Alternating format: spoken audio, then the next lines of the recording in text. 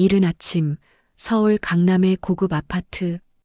햇살이 거실로 쏟아져 들어온다. 한정숙이 침실에서 나오자 이미 식탁에는 정성스런 아침상이 차려져 있다. 며느리 서윤아가 앞치마를 두르고 환하게 웃으며 다가온다. 어머님, 주무시는 동안 전복죽 끓였어요. 최근에 입맛 없어 하시는 것 같아서요. 정숙은 고맙다는 말과 함께 자리에 앉는다. 유나는 특별히 준비한 홍삼차를 내온다.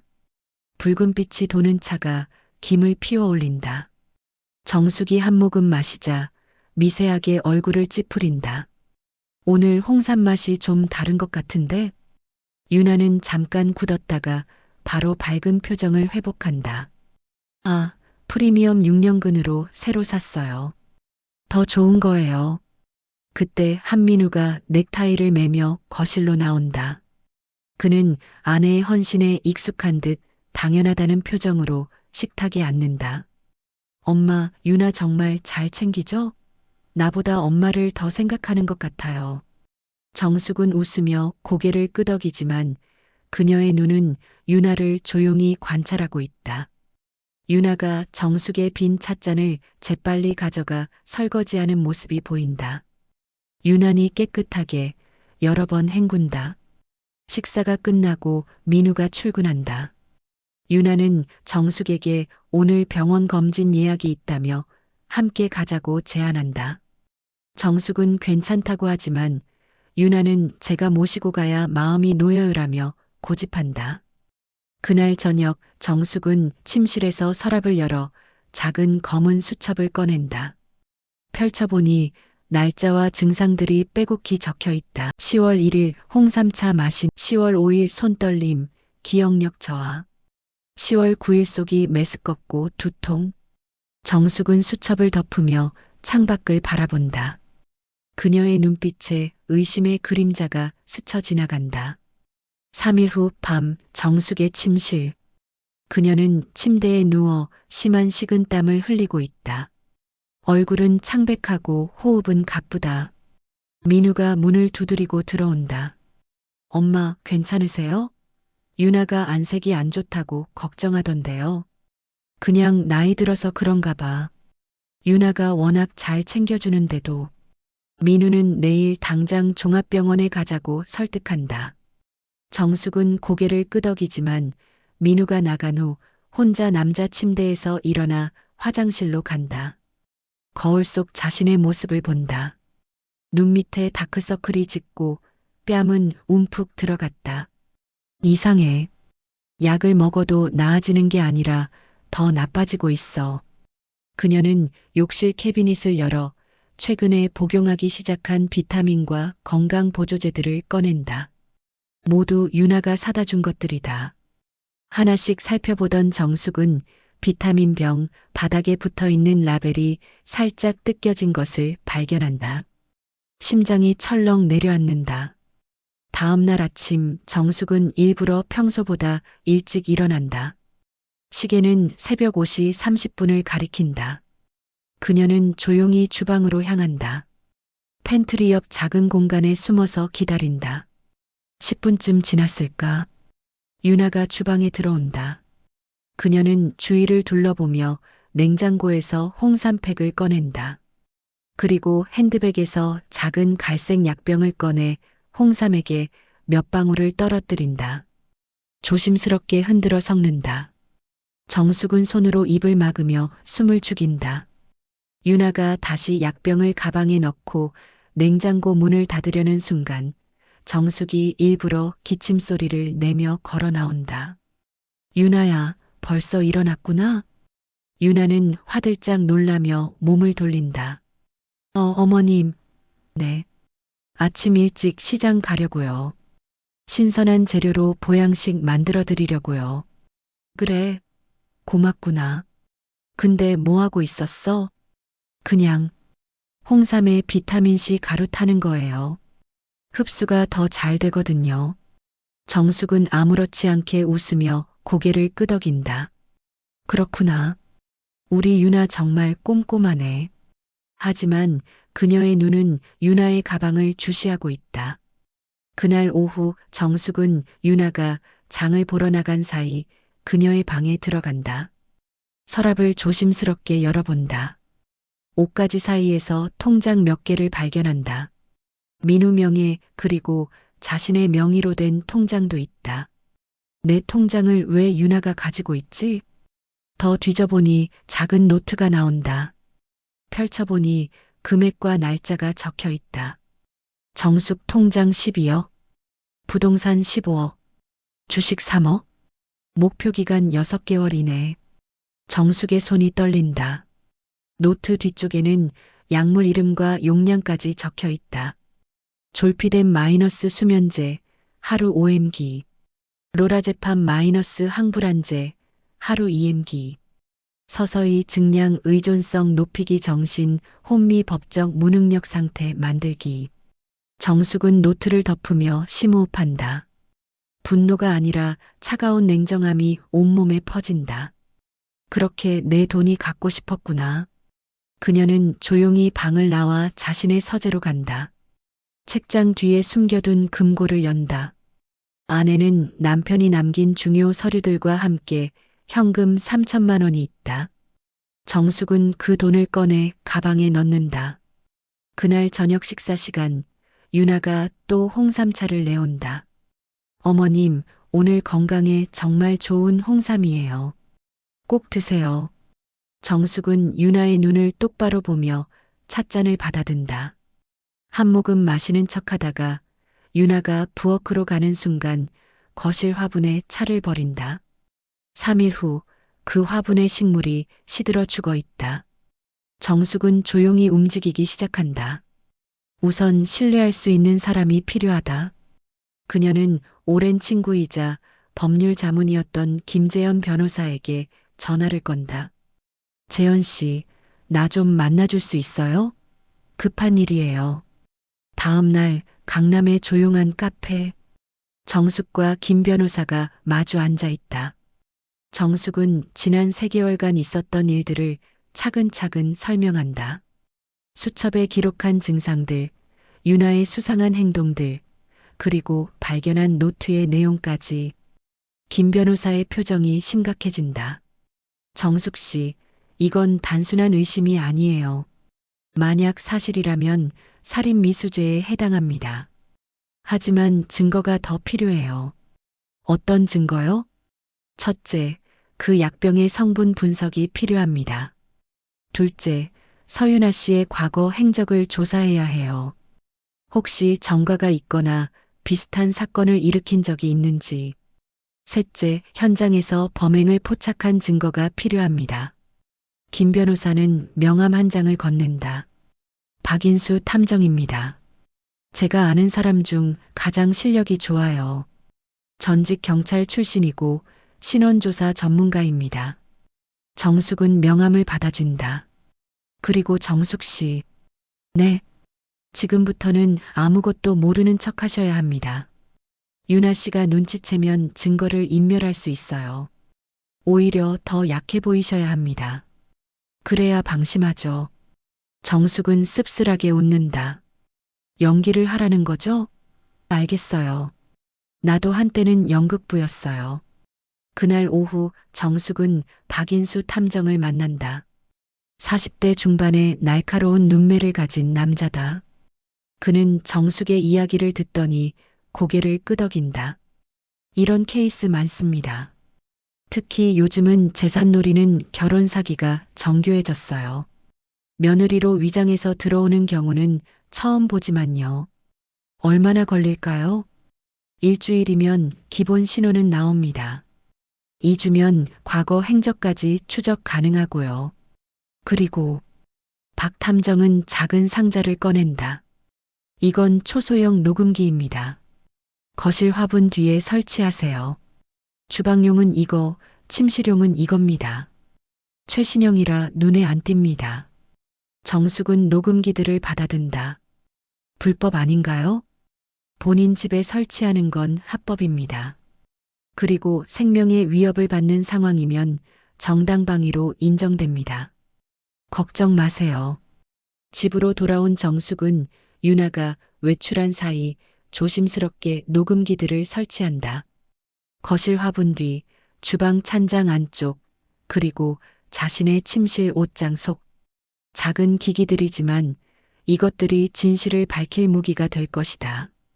그날 밤 정숙은 일부러 약해 보이기로 한다. 저녁 식사 중 갑자기 손을 떨며 젓가락을 떨어뜨린다. 어머, 미안해. 요즘 손에 힘이 없네. 유나의 눈이 반짝인다. 어머님, 병원 가보셔야겠어요. 내일 제가 모시고 갈게요. 아니야, 괜찮아. 그냥 피곤해서 그래. 민우가 걱정스러운 표정으로 어머니를 본다.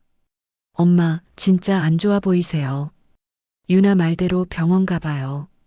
정숙은 고개를 끄덕인다. 약한 모습을 보이면 보일수록 유나는 더 방심할 것이다. 그날 밤 녹음기가 대화를 포착한다. 민우가 샤워하는 동안 유나가 전화를 건다. 수진아, 나야. 응, 잘 되고 있어. 이제 거의 다 됐어. 손도 떨리고 기억력도 흐려지고 있대. 조금만 더 있으면 정신병원 입원시킬 수 있을 것 같아. 그럼 법적 무능력 상태가 되는 거잖아. 재산관리인은 당연히 며느리인 내가 되는 거고. 걱정 마, 다 계획대로야.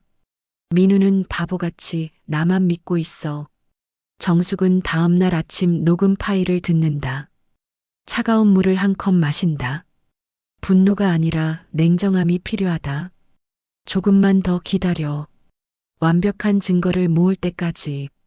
일주일 후 박인수 탐정이 두꺼운 파일을 들고 정숙을 찾아온다. 그의 표정이 심각하다. 정숙 여사님, 앉으세요. 이거 보시면 충격 받으실 겁니다. 파일을 펼치자 서윤아의 얼굴 사진들이 나온다. 여러 장의 프로필 사진, 다양한 이름과 나이로. 서윤아, 본명은 맞습니다. 하지만 과거에 김유나, 이윤희, 박윤서 등의 이름을 사용했어요. 왜요? 사기 전과 때문입니다. 2015년 당시 27세였던 그녀는 재벌 3세 박준영 씨와 약혼했습니다. 6개월 만에 파기됐죠. 이유는 박 씨 가족 통장에서 2억 원이 빠진 게 발견됐기 때문입니다. 정숙의 얼굴이 굳는다. 증거 불충분으로 기소는 안 됐지만 의심은 받았죠. 2017년 이번엔 의사 김태준 씨와 약혼했습니다. 이번에도 3개월 만에 파기. 이유는 박 탐정이 다른 서류를 꺼낸다. 김태준 씨가 의문사했습니다. 음독 자살로 처리됐어요. 유서도 있었고요. 하지만 주변 사람들 증언에 따르면 김 씨는 전혀 자살할 사람이 아니었답니다. 오히려 결혼을 앞두고 행복해했다고. 혹시? 네. 사망 직전에 김태준 씨 명의로 5억 원이 인출됐습니다. 유나 씨 계좌로 3억이 입금된 기록도 있어요. 하지만 또 증거 불충분. 유나 씨는 그게 결혼 자금이었다고 주장했고 유족들이 더 파헤치지 않기를 원해서 사건이 묻혔습니다. 정숙은 손이 덜덜 떨린다. 우리 민우도 조심하셔야 합니다. 서윤아는 전문가예요. 심리학을 전공했고 사람의 약점을 파고드는데 능숙합니다. 지금까지 최소 3번의 유사범죄를 저질렀고 이번이 4번째입니다. 박 탐정은 더 많은 사진들을 펼친다. 이 사진들은 최근 유나 씨의 행적입니다. 일주일에 2번씩 이 카페에 갑니다. 항상 같은 여자를 만나죠. 사진 속에는 유나와 다른 여성이 마주 앉아 대화하는 모습이 보인다. 이 여자는 최수진, 유나 씨의 대학 동창입니다. 둘은 과거 범죄 때도 함께 움직였어요. 일종의 공범이죠. 그럼 이 여자도? 네. 하지만 수진 씨는 약한 고리입니다. 정가가 있어서 재범하면 실형을 면치 못해요.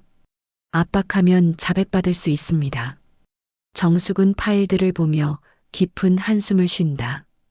이 모든 걸 우리 민우는 전혀 모르겠죠. 아드님은 피해자입니다. 유나 씨는 철저하게 계산해서 한민우 씨를 타깃으로 삼았어요.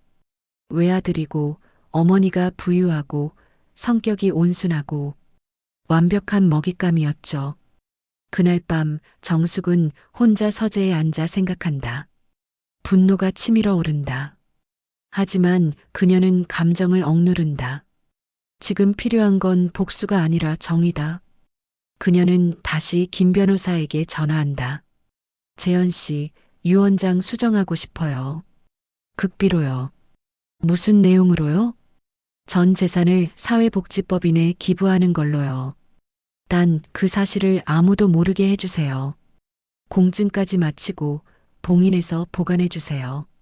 정숙 씨, 그건 제가 죽으면 유나 손에 돈이 한 푼도 안 가게 만들 겁니다. 그리고 제가 죽기 전에 유나를 법정에 세울 겁니다. 며칠 후 정숙은 조용히 또 다른 조치를 취한다. 은행을 찾아가 자신 명의의 모든 계좌를 동결 예약한다. 특정 날짜가 되면 자동으로 동결되고 오직 법원 명령으로만 해제할 수 있게끔. 부동산도 마찬가지다. 정숙은 자신의 아파트와 상가 건물에 대한 매매 권한을 공증인에게 위임한다. 본인이 직접 공증사무소에 출석하지 않으면 거래가 불가능하도록. 이 여자가 어떻게든 내 재산에 손대려고 할 거야. 그 전에 모든 길을 막아놔야 해. 집에서는 여전히 약한 모습을 연기한다. 유나가 주는 약을 먹는 척하고 뱉어낸다. 홍삼차는 화분에 버리거나 싱크대에 몰래 버린다. 유나가 볼 때는 일부러 비틀거리고 대화 중 단어를 잊은 척한다. 민우야, 어제 뭐 먹었더라? 기억이 잘 안 나네. 유나의 눈이 만족스럽게 빛난다. 어머님 괜찮으세요? 제가 병원 예약 다시 잡을게요. 아니야. 그냥 쉬면 나아질 거야. 정숙은 약해지는 척하면서도 매일 밤 녹음 파일들을 체크한다. 유나의 전화 통화, 민우와의 대화, 혼잣말까지 모든 증거를 차곡차곡 모은다. 어느 날 밤 결정적인 녹음이 포착된다. 유나가 수진과 통화하는 목소리다. 조금만 더야. 의사 소견서만 받으면 성년후견인 신청할 수 있어. 치매 초기 증상이라고 진단받게 만들면 돼. 내가 법정 대리인 되는 거지. 그럼 재산 관리는 내 마음대로고.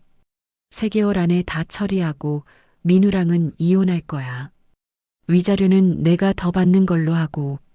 정숙은 녹음기를 끄고 창밖을 바라본다.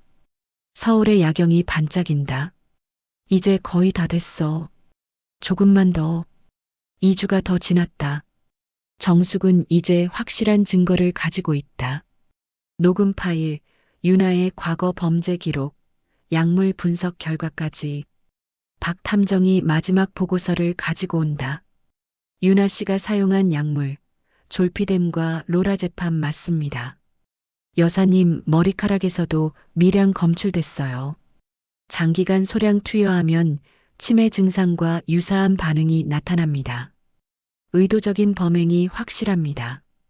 그리고 최수진 씨 압박했습니다.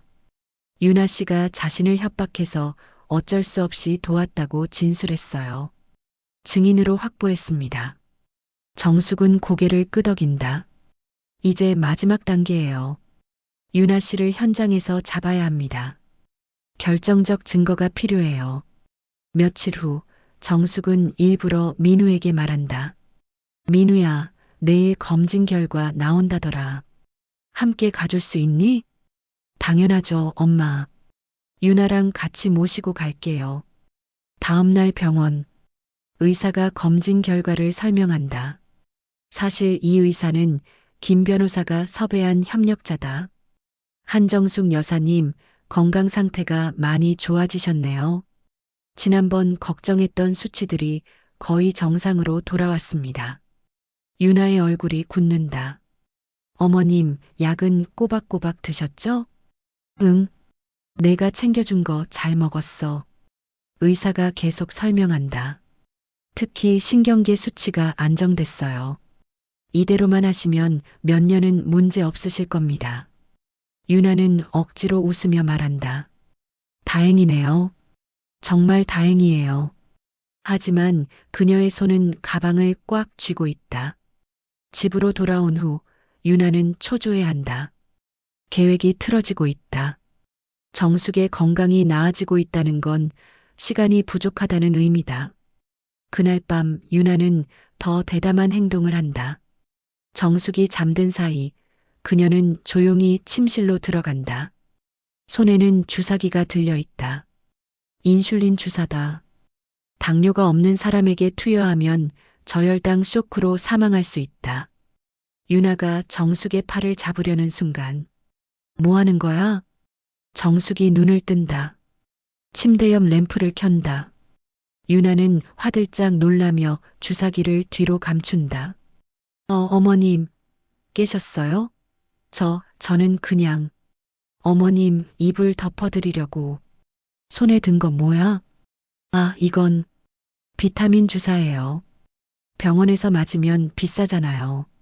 제가 간호학 공부 좀 해서. 정숙은 천천히 일어나 앉는다. 유나야. 네, 어머님? 나한테 그런 거 맞추지 마. 주사 무서워. 알겠어요. 그럼 편히 주무세요. 유나가 황급히 방을 나간다. 정숙은 침대 밑에 숨겨둔 녹음기를 확인한다. 빨간 불이 깜빡인다. 녹화까지 되는 최신형 기기다. 모든 장면이 담겼다. 다음 날 정숙은 박 탐정과 김 변호사를 만난다. 어젯밤 영상 확인했습니다. 완벽한 현행범입니다. 이제 경찰에 고소장을 제출할 수 있어요. 아니요. 정숙이 고개를 젓는다. 아직이에요. 한 가지 더 확인하고 싶은 게 있어요. 뭔데요? 우리 민우. 걔가 정말 아무것도 모르는지, 혹시 유나와 공모한 건 아닌지. 김 변호사가 고개를 젓는다. 아드님은 완전한 피해자예요. 확신합니다. 그래도 확인하고 싶어요. 내 아들이니까. 정숙은 다음날 민우를 따로 불러낸다. 조용한 카페. 민우야, 엄마가 물어볼 게 있어. 뭔데요, 엄마? 유나 어때? 뭐가요? 진심으로 사랑해? 민우는 잠시 망설이다가 대답한다. 처음엔 그랬어요. 너무 예쁘고 착하고 완벽해 보였거든요. 근데 요즘은 뭔가 이상해요. 제가 힘들 때는 별로 관심 없어요.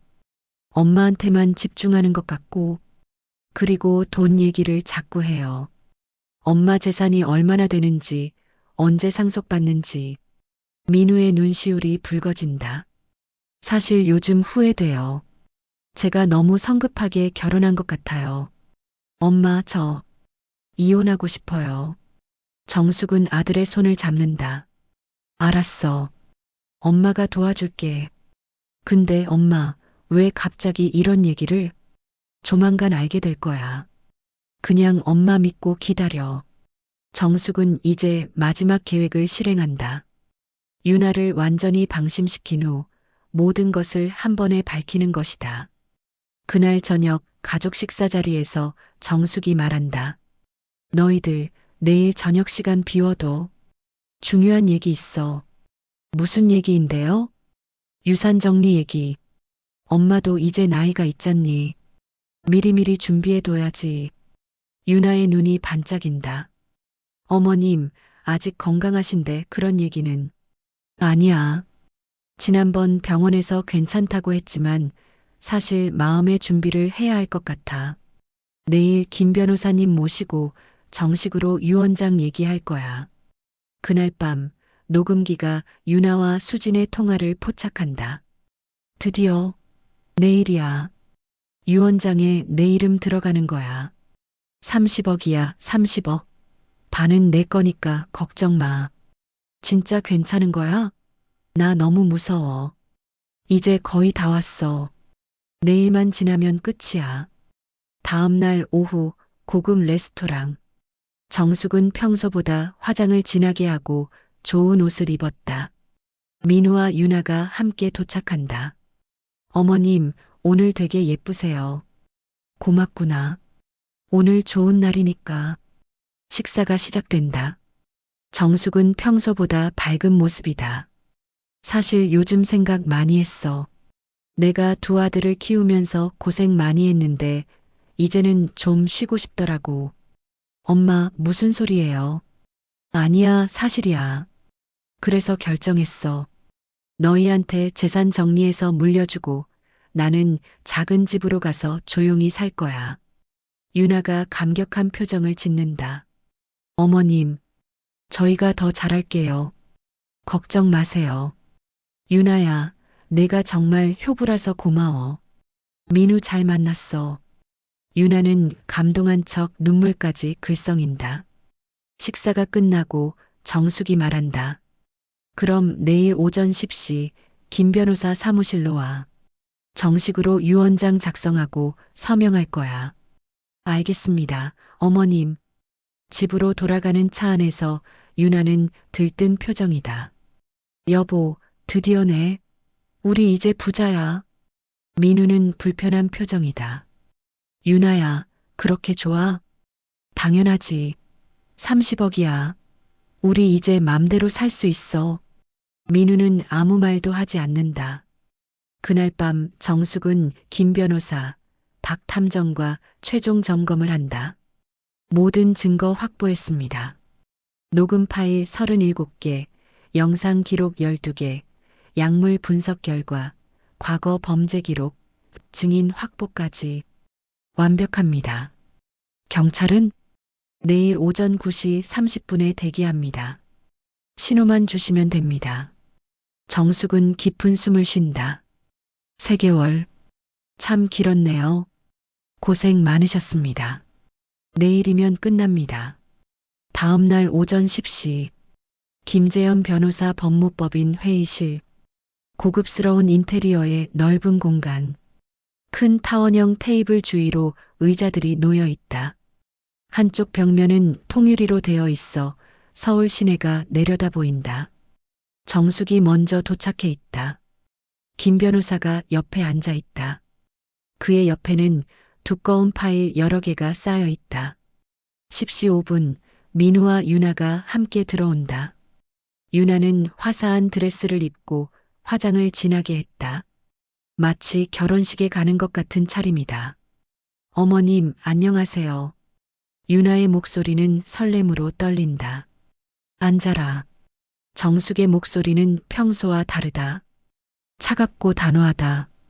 유나는 잠깐 이상함을 느끼지만 곧 자리에 앉는다. 김 변호사가 서류를 펼친다.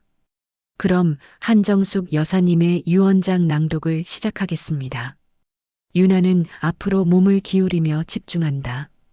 본인 한정숙은 정신이 온전하고 외압이 없는 상태에서 자유의지로 다음과 같이 유언합니다.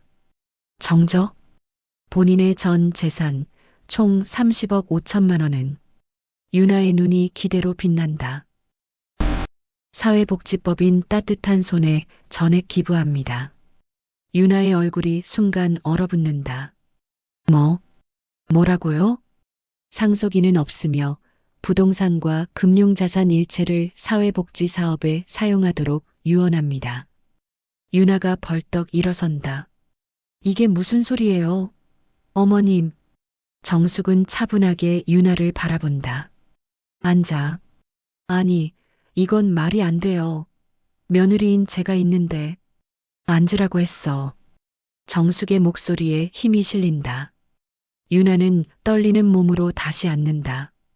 민우는 혼란스러운 표정이다. 엄마, 이게 무슨? 민우야, 넌 조용히 듣고만 있어. 곧 알게 될 거야. 정숙이 테이블에 파일을 던진다. 서류와 사진들이 쏟아진다. 서윤아 씨. 정숙은 이제 반말을 쓰지 않는다. 아니, 연쇄 사기범 서윤아 씨. 유나의 얼굴이 새하얗게 질린다. 3개월 동안 고생 많았어요. 매일 아침 홍삼차에 수면제 타는 것, 비타민이라며 항불안제 먹이는 것 힘들었죠? 무슨 소리를. 정숙이 녹음기를 테이블 위에 놓고 재생 버튼을 누른다. 유나의 목소리가 흘러나온다. 조금만 더야. 치매 초기 증상이라고 진단받게 만들면 돼. 3개월 안에 다 처리하고 민우랑은 이혼할 거야. 유나는 입을 막는다. 민우는 충격에 빠진 표정으로 아내를 본다. 유나, 이게 뭐야? 정숙이 다른 서류들을 던진다. 이건 약물 성분 분석 결과예요. 내 머리카락에서 졸피뎀과 로라제팜이 검출됐어. 장기간 소량 투여하면 치매 증상이 나타나는 약물이지. 당신이 매일 먹인 그 약들. 이건 당신의 과거 범죄 기록. 2015년 박준영 씨 사기 사건, 2017년 김태준 씨 의문사 사건. 모두 당신 짓이었지. 유나는 고개를 젓는다. 아니에요. 아니라고요. 이건 정숙이 태블릿을 켠다. 영상이 재생된다. 유나가 주사기를 들고 정숙의 침실로 들어가는 장면이다.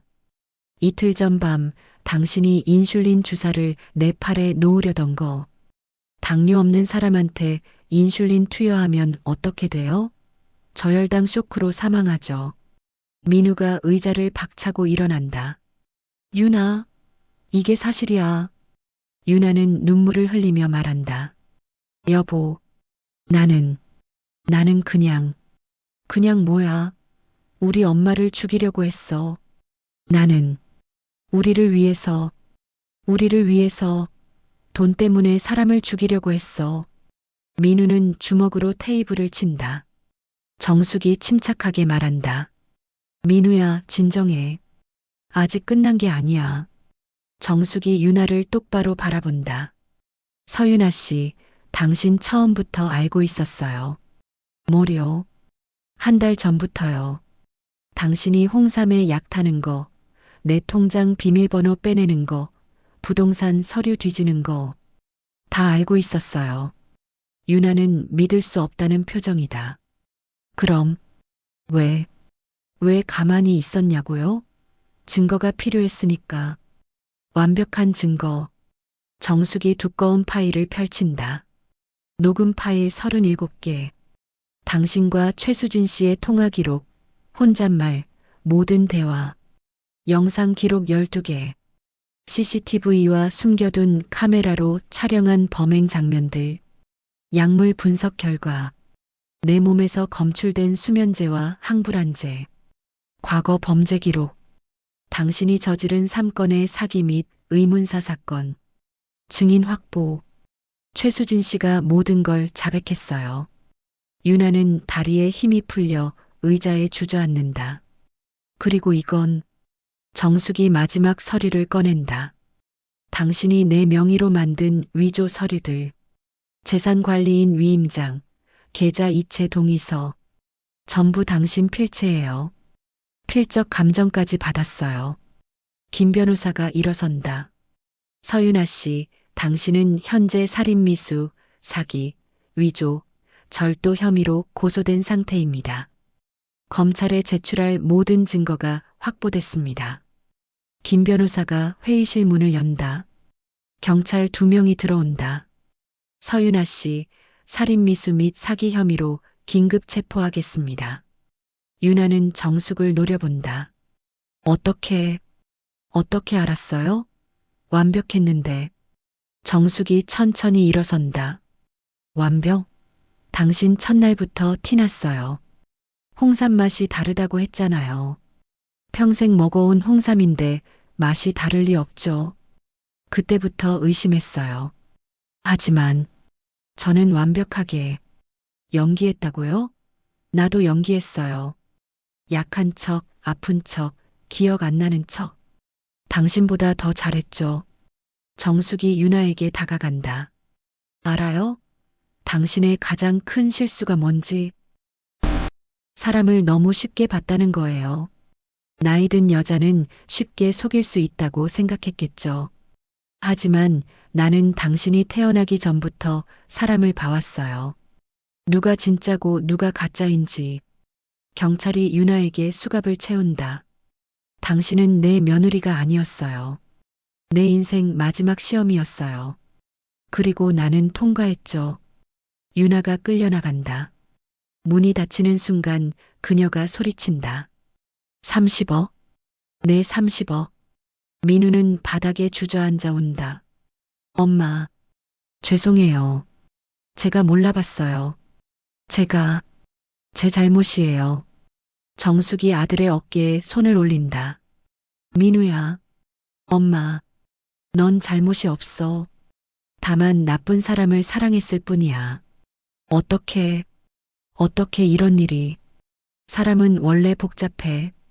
겉모습만으로는 알 수 없어. 넌 이번 일로 배웠을 거야. 민우는 어머니를 끌어안고 운다.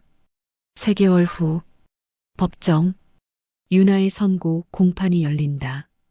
판사가 판결문을 읽는다. 피고인 서윤아는 살인미수, 사기, 위조, 절도 혐의로 징역 10년을 선고한다. 피고인은 계획적이고 악의적으로 범행을 저질렀으며 피해자에게 심각한 정신적 신체적 고통을 주었다. 또한 과거 유사범죄 이력이 있어 재범 위험성이 높다고 판단된다. 유나는 무표정한 얼굴로 판결을 듣는다. 더 이상 눈물도 나오지 않는다. 방청석에 앉아있던 정숙은 조용히 법정을 나선다. 밖에서 김 변호사와 박 탐정이 기다리고 있다. 고생 많으셨습니다. 정숙 여사님. 당신들 덕분이에요. 고마워요. 앞으로 계획은 어떻게 되시나요? 정숙은 하늘을 올려다본다. 약속대로 사회복지법인 설립할 거예요. 고아원 아이들, 학대받는 여성들, 도움이 필요한 사람들을 위해서요. 멋진 결정입니다. 사실 이번 일로 깨달았어요. 재산은 의미 없다는 거, 진짜 소중한 건 사람이라는 거. 며칠 후 작은 카페, 정숙과 민우가 마주 앉아 있다. 엄마, 저 결정했어요. 뭘? 회사 그만두고 봉사활동 할 거예요. 엄마처럼요. 정숙은 아들을 바라본다. 그의 눈에는 3개월 전과는 다른 무언가가 있다. 성숙함, 그리고 결단력. 좋아. 엄마가 도와줄게. 그리고 엄마. 응? 죄송해요. 제가 철없어서, 사람을 제대로 보지 못해서. 민우야, 그만해. 넌 잘못이 없어. 아니에요. 제 잘못이에요. 겉모습만 보고 예쁘다고, 착하다고. 진짜 모습은 보려고 하지 않았어요. 정숙은 아들의 손을 잡는다. 이번 일로 배웠잖아. 그걸로 됐어. 사람은 실수하면서 잘하는 거야. 엄마는 화 안 나세요? 화? 처음엔 났지. 배신감도 들고 무서웠어. 하지만 유나를 보면서 깨달았어. 저 사람도 불쌍한 거야. 불쌍하다고요? 응. 돈밖에 모르는 인생이잖아. 사랑도, 가족도, 진짜 행복도 모르는 거야. 그게 가장 큰 벌이지. 민우는 고개를 끄덕인다. 엄마, 저 앞으로 잘할게요. 제대로 된 사람 만나고 제대로 살게요. 알아. 엄마는 내가 행복하면 돼. 두 사람은 커피를 마시며 창밖을 바라본다. 봄날의 햇살이 따스하다. 6개월 후, 새로 설립된 따뜻한 손 복지법인 개관식. 깨끗하게 리모델링된 건물 앞에 많은 사람들이 모여 있다. 기자들, 후원자들, 그리고 도움을 받게 될 아이들과 여성들. 정숙이 마이크 앞에 선다. 안녕하세요. 저는 한정숙입니다. 박수 소리. 이 재단을 만들게 된 계기는 제가 죽을 뻔한 경험 때문입니다. 청중들이 술렁인다. 누군가가 저를 죽이려고 했습니다. 제 재산 때문에요. 3개월 동안 저는 독극물을 먹었고 정신이 혼미해졌고 죽음 직전까지 갔습니다. 기자들이 메모를 한다. 하지만 운이 좋았죠. 일찍 눈치채고 증거를 모으고 범인을 법정에 세울 수 있었습니다. 그 과정에서 깨달았어요. 재산은 의미가 없다는 걸, 진짜 소중한 건 사람이라는 걸. 정숙은 뒤에 서 있는 아이들을 돌아본다. 이 아이들은 부모에게 버림받았거나 학대받은 아이들입니다. 이 여성들은 가정폭력으로 고통받는 분들입니다. 그들에게는 돈이 아니라 사랑이 필요합니다. 안전이 필요합니다. 희망이 필요합니다. 제가 가진 30억은 이분들을 위해 쓰일 겁니다. 그게 제 재산의 진짜 의미라고 생각합니다. 박수가 터진다. 민우가 옆에서 어머니를 자랑스럽게 바라본다. 개관식이 끝나고 정숙은 법인 건물 안으로 들어간다. 아이들이 밝게 웃으며 뛰어다닌다. 한 여자아이가 정숙에게 다가온다. 할머니, 이거요. 아이가 그림 한 장을 건넨다. 알록달록한 크레파스로 그린 가족 그림이다. 고마워, 예쁘다. 할머니가 우리 엄마예요. 정숙의 눈시울이 붉어진다. 그래. 할머니가 너희 엄마야. 아이가 정숙을 안는다. 1년 후, 정숙은 작은 아파트에서 살고 있다. 큰 집은 팔고 단출하게 혼자 지낸다. 어느 일요일 오후 초인종이 울린다. 문을 열자 민우가 서 있다. 그리고 그의 옆에는 수수한 차림의 여성이 있다. 엄마, 소개할 사람 있어요. 안녕하세요. 저는 이지은이라고 합니다. 초등학교 교사세요. 봉사활동에서 만났어요. 정숙은 지은을 찬찬히 본다. 화장기 없는 얼굴, 소박한 옷차림, 하지만 맑은 눈빛. 들어와요. 세 사람은 거실에 앉는다. 엄마, 저희 사귀고 있어요. 그래, 좋네. 정숙이 지은에게 묻는다. 지은 씨, 우리 민우가 어때요? 착하고 성실해요. 아이들도 잘 챙기고요. 우리 집이 돈이 없어요. 괜찮겠어요? 지은이 웃는다. 저는 돈보다 사람이 중요해요. 민우 씨는 좋은 사람이에요. 정숙은 고개를 끄덕인다. 됐어요. 엄마가 허락할게. 민우가 놀란다. 엄마, 벌써? 응. 이번엔 제대로 봤어. 저 눈빛은 진짜야. 지은이 얼굴을 붉힌다. 세 사람은 오후 내내 이야기를 나눈다. 웃음소리가 작은 집안을 가득 채운다. 그날 밤, 정숙은 혼자 베란다에 서서 밤하늘을 올려다본다. 별들이 반짝인다. 여보, 잘 봤죠? 제가 잘 해냈죠? 바람이 불어온다. 처음엔 무서웠어요. 죽을 뻔했고, 배신당했고, 모든 게 무너지는 것 같았어요. 하지만 이겨냈어요. 그리고 깨달았어요. 진짜 복수는 증오가 아니라 용서라는 걸. 진짜 승리는 파괴가 아니라 재건이라는 걸. 정숙은 미소 짓는다. 유나는 감옥에 있지만 저는 자유로워요. 재산은 다 썼지만 저는 더 부유해졌어요.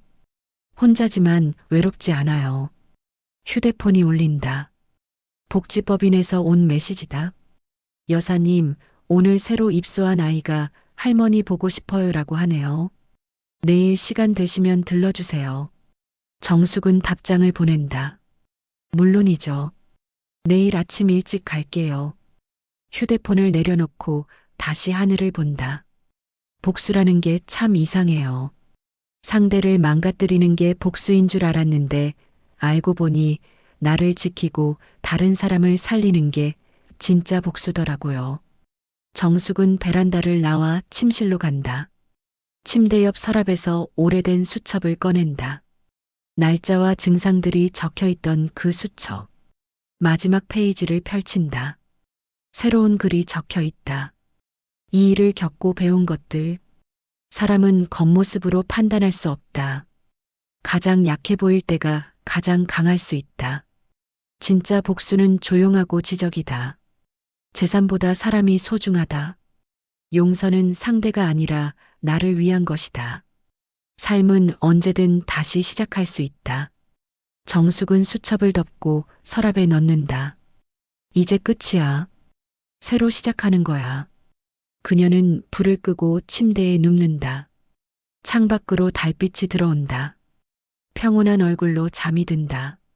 이 이야기는 복수극의 형식을 빌렸지만 실제로는 성장과 치유, 그리고 희망에 관한 이야기입니다. 한정숙은 피해자에서 시작해 복수자를 거쳐 구원자로 변모합니다. 그녀의 여정은 우리에게 묻습니다. 진짜 승리란 무엇인가? 진짜 복수란 무엇인가? 진짜 불안 무엇인가? 그리고 답합니다. 승리는 상대를 이기는 것이 아니라 자신을 지키는 것. 복수는 파괴하는 것이 아니라 재건하는 것. 부는 소유하는 것이 아니라 나누는 것. 이것이 바로 효부의 가면이 전하고자 하는 메시지입니다.